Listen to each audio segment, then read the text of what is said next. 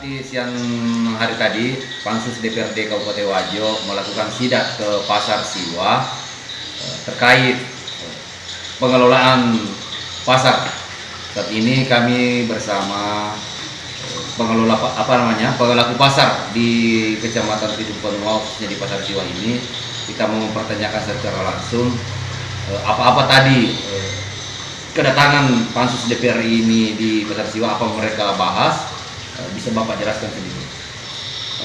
Terima kasih banyak.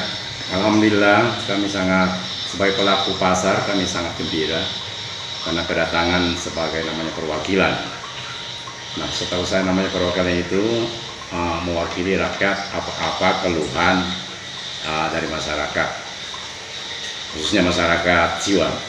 Nah, kedatangan anggota dewan yaitu Pansus 2 mengenai pengelolaan pasar, kami gembira sekali karena banyak keluhan masyarakat selaku pelaku pasar, banyak keluhan, termasuk yang pertama itu masalah distribusi, 2 ketertiban pasar, 3 keamanan pasar dan kebersihan pasar. Nah, masalah saya mau cerita masalah Pasar Siwa. Di sini Pasar Siwa itu sudah terbentuk namanya organisasi. Jadi yang hadir tadi siang, yang hadir itu perwakilan, dan kami sudah sepakat semua para pedagang. Ya. Terus, itulah kami rampung yang 4 poin tadi itu masalah distribusi. Sayangnya tadi Pansus nggak sempat secara detail namanya distribusi. Membahas. Ya. Tapi tidak apa-apa. Lewat ini mudah-mudahan beliau itu yang terhormat bisa terbesit bagaimana ini distribusi dikelola dengan yang benar. Masalah distribusi, Pak, kami sadar distribusi itu hanya untuk pembangunan daerah, tapi harus juga timbal baliknya bagaimana itu dibebani masyarakat bisa tidak terlalu berat membayar distribusi itu. Itu untuk anggota Pansus ini, catatan buat anggota Pansus. Yang kedua, ketertiban pasar itu saya rasa Pasar Siwa banyak sekali yang bisa ditertibkan. Contoh, penjual yang dari luar itu, apa istilahnya ini tadi? Penjual yang di luar pasar itu. Penjual muntah. Penjual muntah.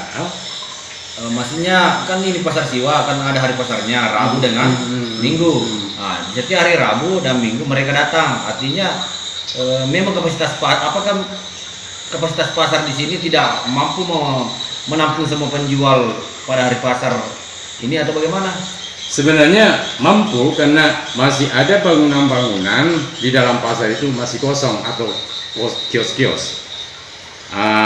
Contoh di lantai 2 itu kosong. Nah, jumlah kios di lantai 2 itu kurang lebih 100. Jangan 100 lebih itu.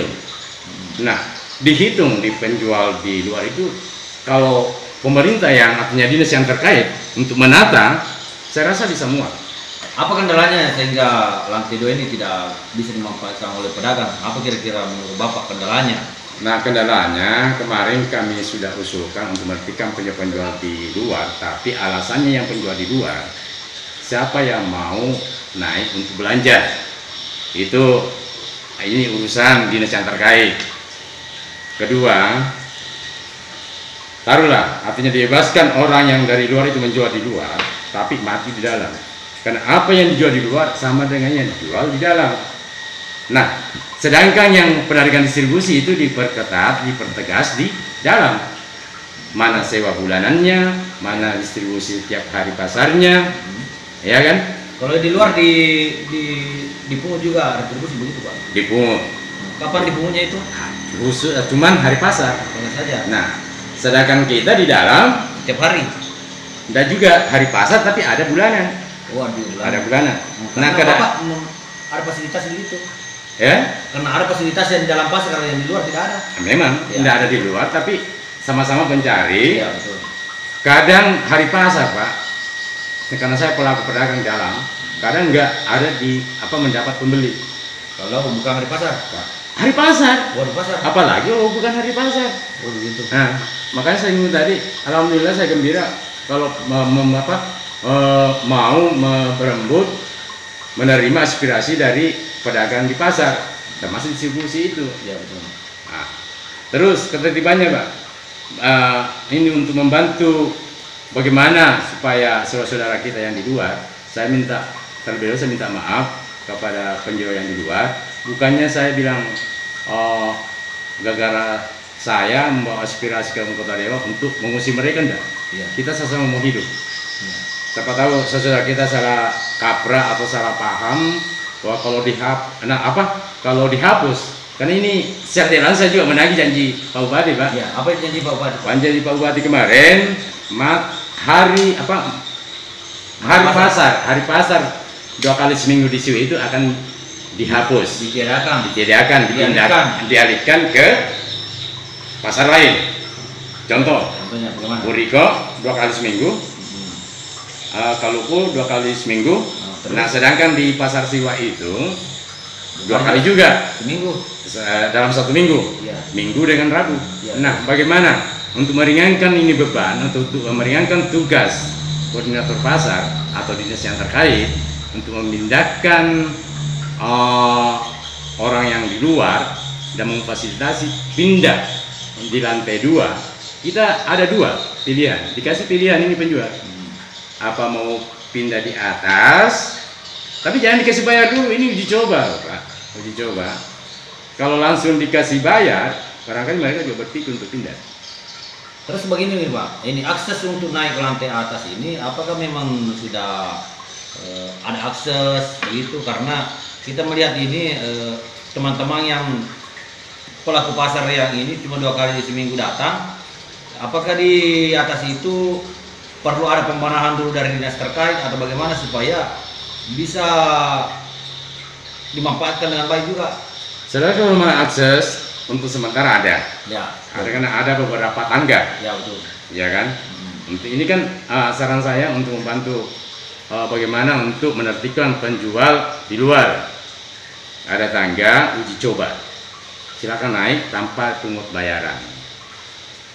Untuk sementara. Terus yang kedua, Pak, dari tadi saya bilang bukannya saya ngusir, enggak. Masalah peluang atau waktu saudara-saudara kita yang tadinya Rabu Minggu kan bisa ada bisa digunakan tadi di Buriko dengan di Kaluku. Nah, kembali ke pendapatan daerah tetap berjalan. Ya. Kan di sana juga mereka membayar Rabu Minggu. Nah, ya kan. Nah, kedepannya mudahan artinya pasar Siwa ini dari dulu setiap hari pasar di sini, Pak. Mudahan kedepannya bisa artinya pemulihan ekonomi dan salah satu program pemerintah untuk meningkatkan ekonomi masyarakat menengah ke bawah. Kan begini Pak, ini kan dinas pasar juga ini dituntut untuk pemasukan PAD. Kira-kira apa tidak mengurangi PAD daripada dinas pasar ini apabila mereka mensetik ulang ini hari pasar yang ada di Siwa dialihkan ke pasar lain? Saya rasa enggak, karena cuma dialihkan hari Rabu, misalkan di Siwa itu pungut distribusi, dipindahkan ke Buriko hari Rabunya atau hari Minggunya atau di Kaluku, tetap dia pungut distribusi di situ. Nah, ini untuk membantu ketertibannya nih. Oke. Tapi apakah tidak mengurangi keramaian pasar Siwa kira-kira ke depannya? Insya Allah enggak. Karena udah ketahuan pasar Siwa tiap hari. Oh, alasannya begitu Pak? Iya. Menurut kita. Iya. Dan itu kita sepakati. Iya. Jadi ini menjadi PR bagi mereka, bagi pemerintah ya. Pemerintah maupun DPR. Gitu. Nah, pindah ke keamanan. Ya. Keamanan tadi saya dengar Ketua Pansus bilang ini pasar kita kelas A. Ya. Kalau menurut saya belum, karena itu tadi ketertiban, keamanan, kebersihan belum maksimal. Belum maksimal Pak. Iya, bukannya tidak ada, belum maksimal. Contoh pintu-pintu gerbangnya masih bisa orang masuk, kan begitu. Ini buat catatan yang buat Pansus supaya dipikirkan ini, biar masyarakatnya tenang. Terus ada juga saya dengar isu tadi dari para pedagang bahwa akan dinaikkan retribusi ini Pak. Dari dulunya mungkin dulunya Bapak bayar berapa? Pokoknya 20.000, kalau rencananya pemerintah mau naikkan sampai 30.000, apakah Bapak setuju atau bagaimana? Artinya setuju aja, tergantung pendapatan masyarakat, makanya tujuannya itu pansus turun.